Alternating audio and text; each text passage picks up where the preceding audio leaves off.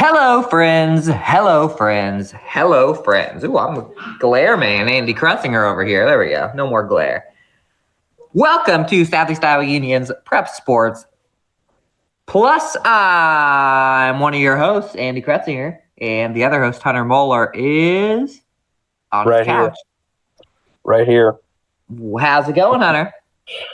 Not too bad, man. Getting a little chilly out there, Hunter. Not too bad today, though. No, I mean, it hasn't been as chilly as it was, last week when it was like 12 degrees, so feel all right. I like it. I got some leftover breakfast here. My child wanted like 4 things for breakfast in the car. Didn't quite get to the granola bar, so got myself a granola bar. You know where you can buy granola bars, Hunter? Yes, I do. Where can you do it? Fairway food stores. Fairway food stores. And not supposed to say this last part. This is one of those things that you're not supposed to. It's like some people that are in the inner circle know, but just here, come a little closer here. Okay. The granola bars at Fairway food stores actually taste better. You would think that they all come from the same place. It's not true. You're not supposed to say that, so you didn't hear it here. But you're getting lower quality if you go anywhere else. So that's a secret for our fans. That's a fact. That is a fact, isn't it? It's a fact. We're going to talk a little high school basketball, wrestling, bowling. We'll be little anyway, we're going to talk a little basketball first. And, we didn't even discuss which of the 3 big schools we'll talk about. Fairfield, Washington, or Mount Pleasant. We should come up with a random way to do this. You just want me to jump in since 2 of our teams played each other? Oh, yeah, that's a good point. That's not random at all. But do it. You had the Highway 1 rivalry in Washington, Iowa. How'd it go? Yes, sir. Both were, pretty good games. When all was said and done, Washington does pick up a pair of wins on the boys and girls side in the Southeast Conference doubleheader last Friday night. In both games, Fairfield held an early lead, but Washington wins 44-33 in the girls' game and 55-47 in the boys. In the girls' contest, Washington came over an early Fairfield lead. It was a pretty low score in first half or first quarter. Washington just led 7-6 heading into the second quarter. After that, Washington's offense kind of came to life thanks to Oakley Saboski. She gave the Demons a nice little spark, nailing 4 3-pointers, and then that kind of propelled Washington to a 19-point second quarter. That was the highest point total by either on the night. But despite that little surge, Fairfield stayed right with them. Fairfield went on to score 17 of its own in that quarter. So, only 2 points separating each other in that second quarter there. So it was 26-23 at the half. But then from then on out, Fairfield really just never gained an edge on the Demons. Washington opened the second half on an 8-0 run, and that culminated in a 12-3 third period. And then heading into the fourth, Washington led 38-26, and they really just never let Fairfield get back into it. Saboski with 18, career high of 18 points, Kendall Hendrickson 9, and then Sarah Berto with 6. Emma Metcalf with a nice 17 for Fairfield. Elise Sederstrom and Faith Jones both had 5. Washington 1-1 in SEC play and 2-4 on the season. Fairfield 0-2 in conference action and 0-6 on the year, still searching for their first win. On the boys' side, oh, sorry, you want to jump in about that? Talk about that? Oh, I was just going to mention, when I saw the score, I thought that was impressive for the Fairfield girls. Washington clearly has the more returning talent, and looked like Fairfield girls played one of their strongest game all year. Showed that they can compete in some of these SEC games. Yeah, I thought they looked really well, or looked really good. On the boys' side, kind of similar way it started. Fairfield jumped out to the early lead, held a 9-6 lead after one quarter. And really, Fairfield controlled for the majority of the second quarter, but it really it never got out of hand for Washington, which kind of allowed them to stay in and kind of make some adjustments and get back in the second half. By the way, shout out Eli Zillman. He had a fantastic putback dunk that I was like not even thinking was going to happen, and it just happened. I was like, wow, I wish I would have had my camera up for that. After 16 minutes, so after two quarters, the Trojans held a 24-18 lead heading into the half. But out of the half, Fairfield had built a lead as large as 7, but Washington kind of finally found its stride through the final half of the period. Washington capped off an 18-10 third quarter with a 15-6 run to give themselves a 36-34 lead heading into the fourth. And for Washington, the deep ball kind of played a major factor in that second half. You could kind of see it. They weren't hitting from outside in the early stages of the game. And as it kind of progressed, even before the half, they started knocking down some shots, and then really kind of started to kick it up in the second half. But Drew Conrad led Washington with 19 points, 17 of which came in the second half. So far this season, I feel like when Conrad's led them, he's been just dropping like the majority of the points in the second half, which is good for them. I'm sure they like to have a lead, early on too. But I mean, when you're winning it, getting it done in the second half wins a win. So Nick Stone 13 points, Logan McDowell 12. Demons are now 2-0 in Southeast Conference play and 2-3 on the year. The Trojans 1-1 in conference play and 1-4 on the year. So a couple good games up there in Washington. Yeah, well, I got a little update for you on one of those teams because you said they maybe would like to have a first half lead. I was in Washington last night for a non-conference game against Oskaloosa, and similar result, but actually Washington did have the first half lead last night. They ended up winning this thing 55-53. Demons led 35-26 at half. But there were troubles afoot at half because Logan McDowell had 3 fouls. Obviously, one of the Demons' best players, definitely the one with the most experience, and just kind of some wacky off the ball stuff. So he had 3 fouls, and in fact, he eventually fouled out in the game. So they were playing with him and without him, which they got a lot of guys that fill in and do the same thing. But the big performer on the night was Mr. Rajan Roth, who scored 18 points. He was hitting from about everywhere. He just had a solid game all around, not just scoring. And in fact, let me tell you the story of how this one ended. Washington was up 2. Oskaloosa had the ball, chance to tie or win, bricked it off of the side of the backboard. One of their best kids that actually had like a nice lane to the basket, whatever. Bricked off the side of the backboard, went out of bounds, so Washington had it with 5 seconds left, but then they couldn't get the ball in. Got a 5-second call, so Oski had a second chance. Once again, got it right down on the block, one of their bigger dudes, and Roth strips it at the buzzer, knocks it out of bounds, went off of Oskaloosa. There's about half a second left, no time to do anything, and the Demons escaped. So 3 wins for Washington boys this year, all at home and all in the final couple of minutes. It's pretty crazy. That's got games like that play a factor with that. The experience of what it takes to win late helps in the postseason for games like that when it's close. So. Yes, and speaking of close, even though I'm sure they don't want it to be close. yeah. Well, and Coach Colin Stark last night was chatting with me about how close the conference games have been. Now we've had 2 weeks of conference play. There has not been a game that has been decided by more than 10 points in boys basketball, and girls there has. I was at Fort Madison, and I'll jump for the boys first. I was at Fort Madison on Friday night. Where Mount Pleasant was playing. Now, Mount Pleasant will host Washington on Friday, and it will be the story of one team that's got an opportunity to go 3-0 and one team that needs a win badly because the Panther boys fall to Fort Madison 47-37. a really well defensively played game because Fort Madison is big. Mount Pleasant did give them problems on the defensive end, but they just could not get the ball in the hoop. It was actually only 23 to 18 at halftime.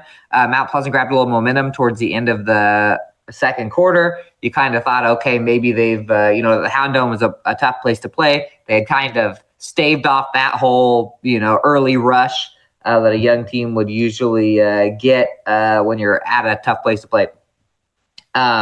But Fort Madison's defense allowed only 6 Mount Pleasant points in the third quarter and 13 in the fourth, but there was never really a time when Mount Pleasant had a real shot to get back into it. They'd have a little scrambles. They'd cut to like 7 or 8, and they could never get a shot at the tie or the lead. Aiden Humble had a good game, 16 points.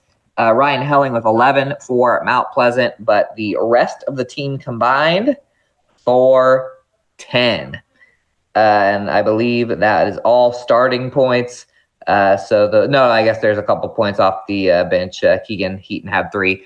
But that's very similar to the Burlington game. Mount Pleasant played good defense against Burlington, and the ball just wouldn't go. And that one was a lot closer, and you kept thinking, oh, Mount Pleasant could take the lead here. Mount Pleasant could take the lead here. They have not been able to put the ball in the hoop, so we'll see if they can do that on Friday against Washington.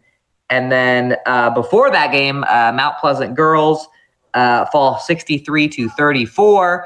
I'm really excited to see where Fort Madison's at. Fort Madison has now beat Mount Pleasant and Fairfield pretty handily. I'm wondering in the SEC girls race, I think Fort Madison plays Keokuk or Burlington this week, a couple of the other top teams. Kind of want to see how they shake out because they looked really tough. Abigail Shelengowski led Mount Pleasant, 13 points, hit 3 threes in that one. Maya Starr had 8 points, hit a couple threes right off the bat. So they had a little positive at the beginning, a little positive at the end, but the middle was all Fort Madison. Yeah, we'll jump in some more Mount Pleasant. I was in Mount Pleasant on Monday night as the Panthers were taking on Benton. Obviously, Benton last year I think was a top 5 team on the girls' side in Class 3A, but lost. It was either last year. I know 2 years ago they had. Yeah, they were ranked pretty high at one point, and I know they graduated a lot, but anyway, night did not favor the Panthers. Suffer a pair of losses to the Bobcats. Beginning with the I guess with the girls' game, that one ended 48-27. Boys ended 65-29. Kind of on the boys' side, it's kind of the same how you kind of described it, where they played some solid defense, but Benton was just shooting lights out, and they couldn't, they just couldn't find a way to score on the offensive end. But on the girls' side, Mount Pleasant found itself down early to the Bobcats 6-0 through the first 3.5 minutes. A pair of Kinley White free throws gave the Panthers their first 2 points of the first quarter, but they only scored once more in that first quarter off another free throw, and it was 11-3 Benton after one, and Mount Pleasant really just couldn't get into it. They turned the ball over a lot. Head coach Kurt Watson kind of talked about that. They're just turning the ball over too much, and it's kind of limiting their offensive possessions. They played some good defense, at times, and had some opportunities to kind of get back into it. But, and we talked about them, being down some guards, which would normally be their leading ball handlers. And, so they're just trying to work on that week to week. But in the second, Benton extended its lead to as large as 19-3 before the Panthers' first bucket. Once again, Panthers struggled to find points as Benton kept them scoreless for another 3.5 minutes in that second quarter. Kai Sanders connected on 2 from the foul line, much like the first there, to open the scoring in that second quarter. Mount Pleasant was held to just 8 points in the second, and that was their highest total of the night. They never eclipsed single digits in any quarter. And meanwhile, Benton put up its highest point total of the night in that second quarter, 17 points. So at the half, Benton led 28-11. And then through the third, the Panthers were outscored 14-8, putting them down 42-19 heading into the fourth. And then Mount Pleasant did edge the Bobcats 8-6 in that fourth, but that deficit was just too great. So Addison Clark leads them with 8 points on the night. With the loss, Mount Pleasant's 1-6 on the season. They'll take on Washington in a big game on Friday night. So, jumping into the boys contest real quick, really outside shooting was the difference in this one. My college unit was telling you about it, but Benton dropped its quarter high in the first, scored 18 in large part to Carson Pickering was the kid's name. He was just scorching them from everywhere around the arc, beyond the arc. Ended up hitting 8 threes on the night. Freshman Ryan Helling did pace the Panthers in that first quarter, but they still found themselves down 18-10 after the opening 8 minutes there. Which 8 points, not that big of a deal. But the thing is Benton really just never cooled off. Helling did finish with the team high 8 points in the game. But from after that first quarter there, the Panther struggles kind of continued. They never scored more than 7 points in the second, third, or fourth quarter. And then on the contrary, Benton scored 17 each in the second and third, put it up, and they led 35-17 at the half, 52-23 after 3.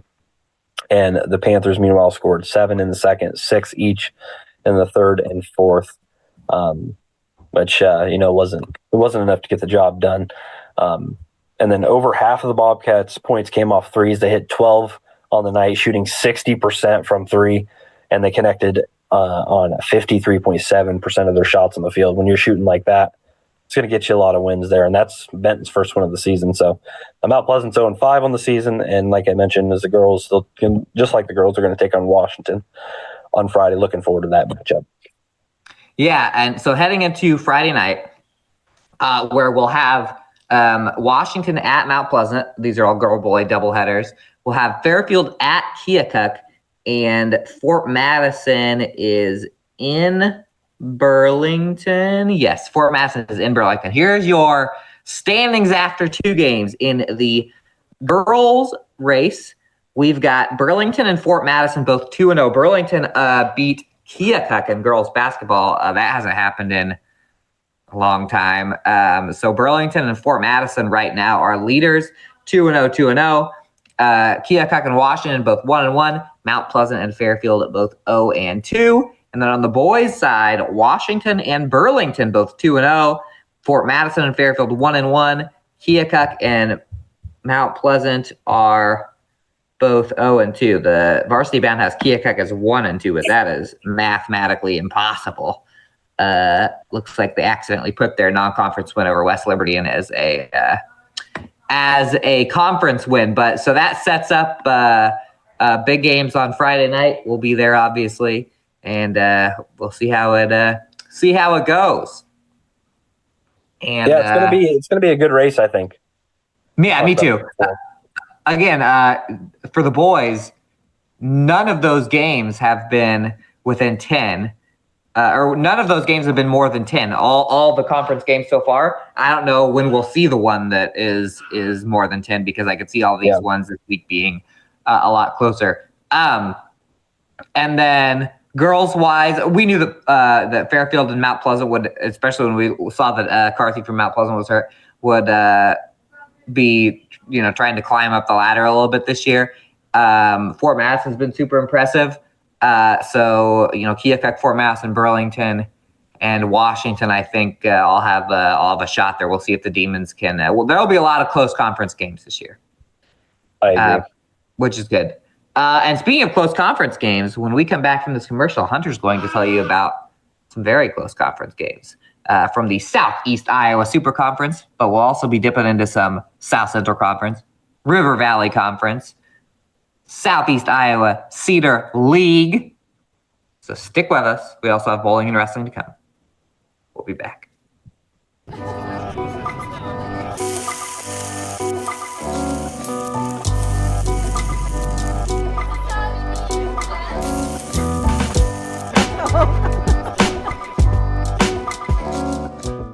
Introducing Hy-Vee Market Grill, where every meal is a delight. Start your day with our mouthwatering breakfast options and savor flavorful lunches with friends and family. Cap off your day with our delectable dinners. Hy-Vee Market Grill, where every moment is delicious.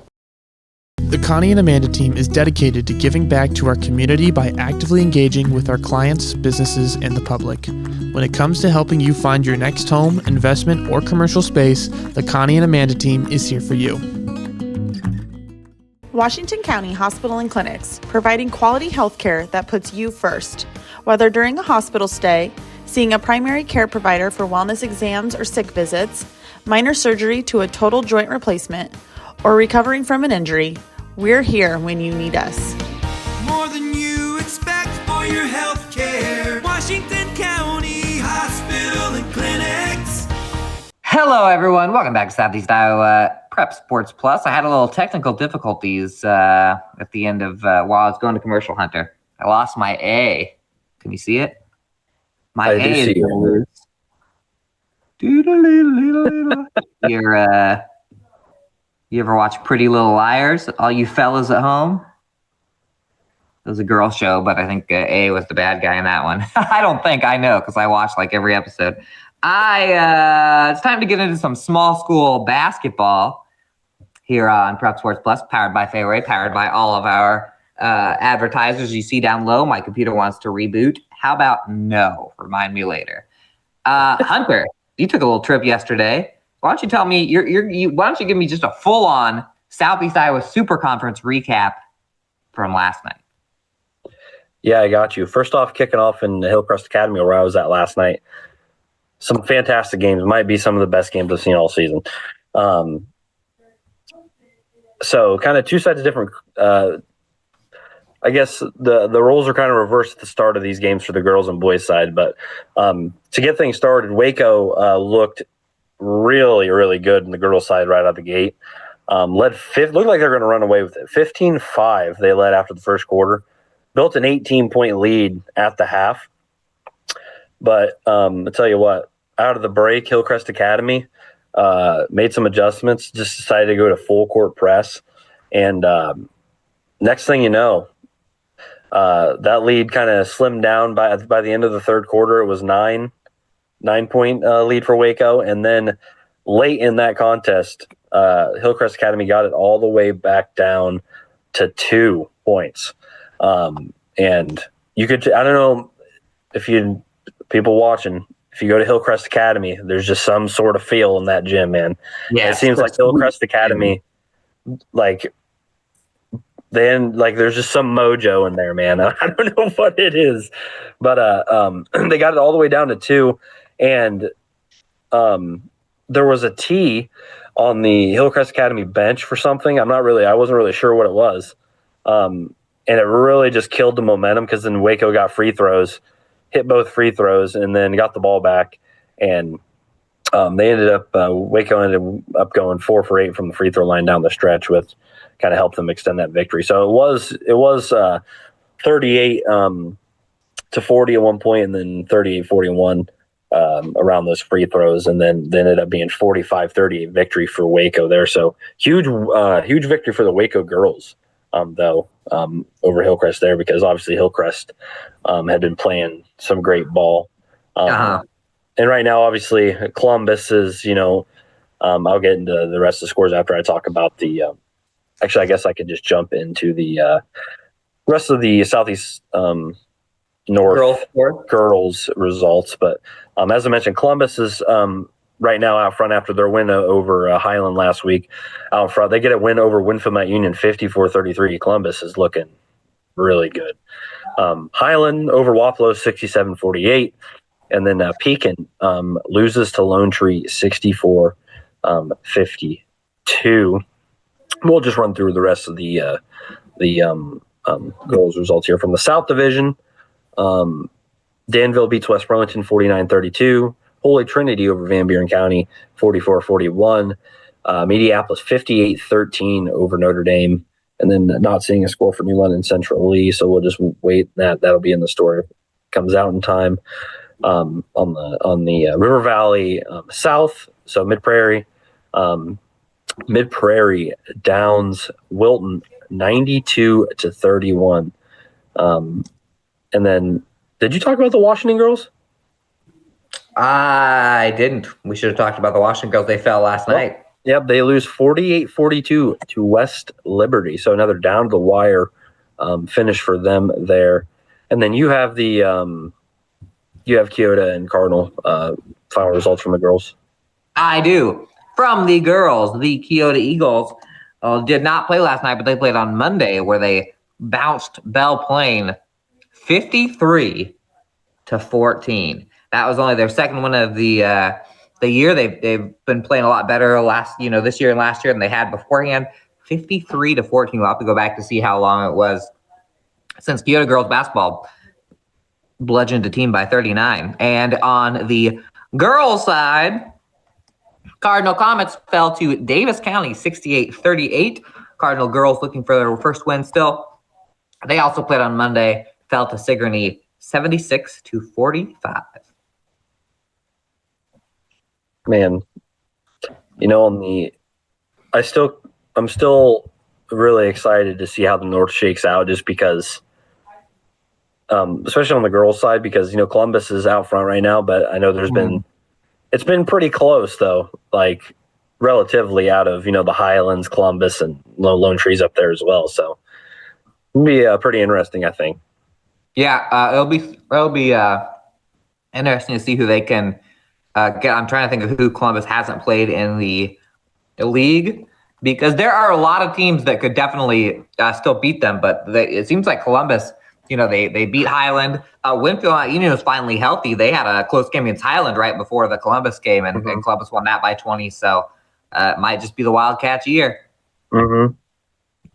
And then jumping into some boys action, WACO and Hillcrest Academy, another stellar contest. WACO jumped out to the early advantage in the girls' side. This time, Hillcrest Academy looked like they were poised to kind of run away with it early. I mean, they never got too out of hand, but big game in the Southeast Iowa Super Conference North boys standings. Obviously, winner of this one takes sole possession of the North in the early season. And Hillcrest Academy out of the gates, as I mentioned, 16-7 lead after the first. And then it got after that, it got a little tighter. Both teams scored 11 in that second quarter, but Hillcrest Academy held a 27-18 lead at the break. And out of the second half, WACO kind of turns it around, steps it up a notch. Christian Stacy got going. He ended with 24 points, 18 of which came in that second half.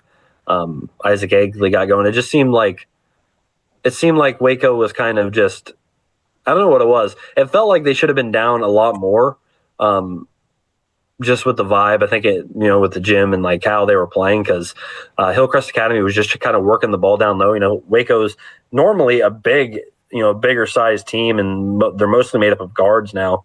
And Hillcrest has got some height, so their whole game plan was get it down low and just hang and bang down low. But it felt like they should have been up higher, or had a bigger lead. But WACO comes out of the gate swing and ends up outscoring Hillcrest 30-19 in that second half, and they pick up a 48-46 win to take sole possession of the Southeast Iowa Super Conference North. As I mentioned, Christian Stacy with 24 points, 18 coming in the second half. And the leading Hillcrest Academy was Bryce Bailey with 11. The thing about Hillcrest Academy, too, is they're pretty balanced offensively. I remember looking up at the board, and like 6 people had 4 points. I'm like, kind of like that as a team. But yeah, it doesn't happen a lot in high school basketball. No. But so WACO, they're leading the North now with that win over Hillcrest Academy. WACO's leading the North with a schedule that includes a 1-point win over Pekin and a 2-point win over Hillcrest now. So that is definitely something to watch. Much like the girls, Columbus is winning by bigger margins on the girls' side than the top boys teams are playing. Yeah. So maybe we'll be surprised that the boys, at least that top 3 or 4, also be pretty tight. Yeah, I think it's just crazy, like how normally the past couple of years we've known who's going to rule, I guess you could say. But this year it's really anyone's game, pretty much. Mm-hmm.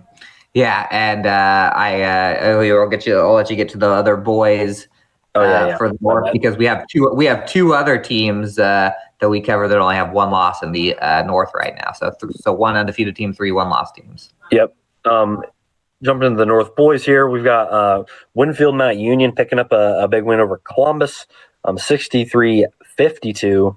And obviously Winfield Mount Union's only lost to Hillcrest, right? Correct? Yes, Winfield lost to Hillcrest. Hillcrest ran away with that one by like 24 points, but that is their only conference loss. Yep. And then Highland, 67-48 over Wapello, big win for Highland there. And then Pekin Downs Lone Tree, 63-46. So, I mean, looking at those results, you look at the one-win teams. Those second kind of half of the season games, when you go to the other team's place, gonna be some big ones there. Yeah, definitely. 1 second here. Jumping into the Southeast Iowa Super Conference South, we have Van Buren County falling to Holy Trinity, 87-51, and then New London Central East still doesn't have a score on that one, so jump to that one later. And then jumping over to Mid Prairie in the River Valley South. Mid Prairie Downs, Wilton, 75-56. Golden Hawks still undefeated in a pretty good River Valley conference. No, the North. I think the North. Both sides of that conference have good teams in them. So, yeah. When Mid Prairie only knows winning in the past like 3 months of athletics. On the boys' side, there's like 2 losses total with all the sports combined. I know. In the SEC, the Cardinal Comets fell 70-40 to Davis County. Davis County undefeated in the SEC. The SEC has 3 teams: Davis County, Albia, and Knoxville, that all seem to be blowing everybody else out. They have not played against each other yet. And then yesterday, Cardinal lost to Sigourney 83-54. The Keokuk Eagles, who, speaking of undefeated and speaking of blowing teams out, that's what Keota's been doing at least the last week or so. They had a couple close ones, but blasted Belle Plaine 72-47 on Monday. They are the only team that is undefeated in the Southeast Iowa Cedar League East standings. So we have 3 conference leaders right now that we cover in boys basketball. That's just in boys basketball. In girls, we have a couple too. Yeah, 4 I mean, conference leaders. Washington. I think this is like the closest it's been since I've, at least when it comes to the small schools. I know the Southeast Conference is always pretty tight, but this is like the closest it's been, I think, for the small schools since I've been covering basketball. Yeah, I would have bet my house on Winfield last year because of how stacked they were. And then between those 3, it's been Winfield, Waco, Hillcrest leading up to this year, with Pekin kind of sneaking up. This year it seems to be Pekin, Hillcrest, and Waco at the top with Winfield there too. So we'll see. And and then you get Keokuk. They're going to be thrown into that when district time. Maybe we'll see we'll probably see a couple of really big games there in the 1A tournament. But then I always have to look to make sure who's 2A, like Columbus and Pekin and stuff, kind of go in and out there. So we're going to go in and out. We're going to go into a commercial, and we're going to come out with a little bowling action and a little wrestling. Get you ready for Thursday night's SEC Wrestling slate. Stick with us. We'll be back. Attention Hy-Vee shoppers, introducing Hy-Vee Perks, your ticket to exclusive savings and rewards.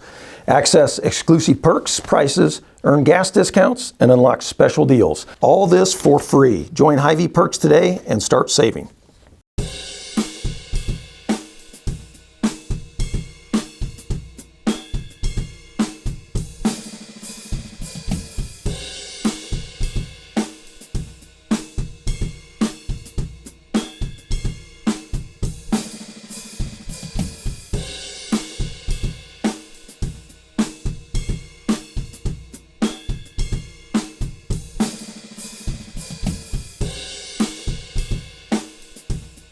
At Seafirst Credit Union, we're all about making connections, like how we connect you to that dream vacation with a savings account designed to help get you on the flight there. Connect with Seafirst today and see why together is better. Celebrate the season at the Mount Pleasant Festival of Lights. With over 180 dazzling light displays, it's the perfect holiday tradition for families, friends, and loved ones. Experience the magic from the comfort of your car, and on select nights, bring the kids to meet Santa himself. Don't miss this enchanting event that brings holiday spirit to life. For directions, dates, times, and ticket info, head to oldthreshers.com. The Mount Pleasant Festival of Lights, where holiday magic comes to life. In the heart of rural Iowa, where community matters most, the connections we make are made to last. Meet KCTC, your hometown internet, phone, and TV provider. At KCTC, we're not just about technology, we're about people. Our dedicated team are your neighbors, committed to bringing you top-tier services right where you live. We believe in giving back to the community that raised us. Experience the power of a real connection with KCTC. Join us in building a stronger, more connected Southeast Iowa.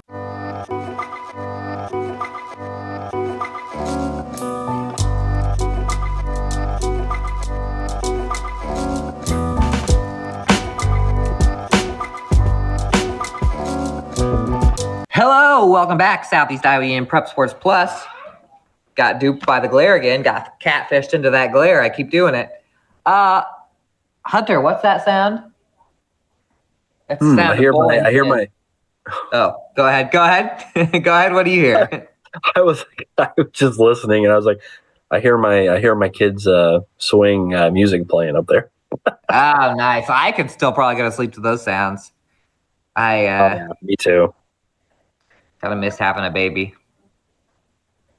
Anyway, you know what my kid did really quick? Quick little anecdote here. Southeast Iowa Union Prep Sports Plus, powered by Fairway. My kid, who's now 3, woke me up last night out of my own bed. Had me come into her room. I said, okay, I laid in her bed. We laid in her bed. She got up, started to go. She's like, I'm going to sleep in mommy and daddy's room. I said, okay, started to get out, and she stopped me and said, no, you stay here in my bed. She traded me places. She wanted to sleep my by her gosh. mom. You wanted me out of there. That's hilarious. Needless to say, there was a little grumpiness from both sides this morning. But you know what? Who's got the granola bar? Who's got the Fairway granola bar? I do. She didn't need it in time. Anyway, what's that sound? It's bowling pins hitting the ground in Fairfield, Iowa, Flamingo Lanes. I was there for a while last night. Mount Pleasant, Fairfield, the Highway 34 bowling rivalry. On the girls' side, we've got the Mount Pleasant Panthers with a 2209 to 1862 win. Top bowlers for Mount Pleasant: Cheyenne Smith rolls a 327. Bethany Drury rolls a 322. How about this for Fairfield? Freshman Emma Cass goes 294 to lead the Trojan girls. And then on the boys' side, a battle that has come down to, I think it was a one-pin battle last year or the year before.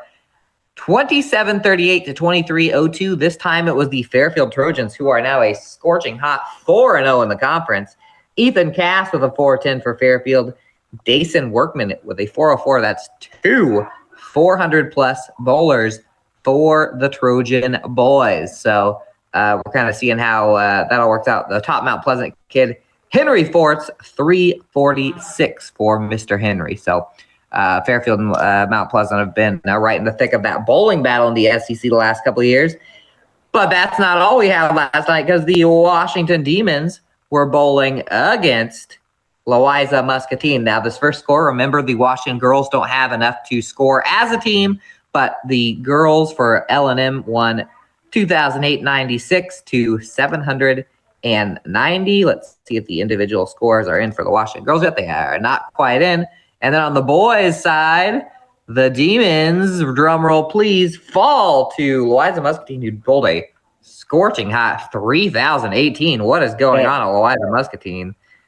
You remember those scores I just talked about with Fairfield and Mount Pleasant. Look how much L&M is above everybody.